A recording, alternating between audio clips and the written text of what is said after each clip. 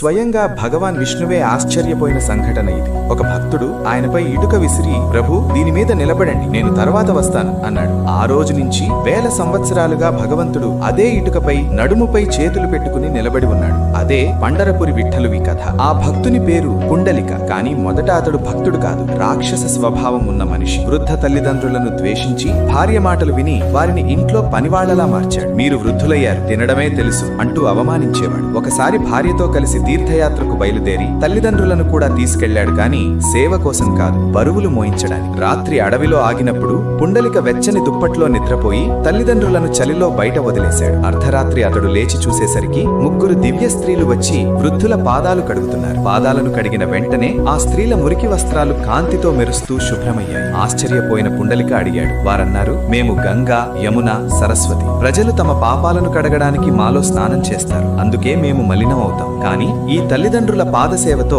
మళ్లీ పవిత్రులమయ్యాం అన్నారు. ఆ క్షణమే పుండలిక మనసు మారిపోయింది. తీర్థయాత్రను వదిలి జీవితాంతం తల్లిదండ్రుల సేవే తన ధర్మంగా చేసుకున్నాడు. అతని భక్తి మహిమ స్వర్గం వరకు వ్యాపించింది. విష్ణువు స్వయంగా వచ్చాడు. కానీ పుండలిక సేవలో ఉండడంతో వెనక్కి తిరగకుండానే ఇటుక విసిరి, ప్రభు దీని మీద నిలబడండి అన్నాడు. భగవంతుడు చిరునవ్వుతో ఇటుకపై నిలబడి, తల్లిదండ్రుల సేవే నాకు అత్యున్నత పూజ అని ప్రకటించాడు. అందుకే ఈ రోజు కూడా పండరపురిలో విఠలుడు అదే భంగిమలో నిలబడి ఉన్నాడు.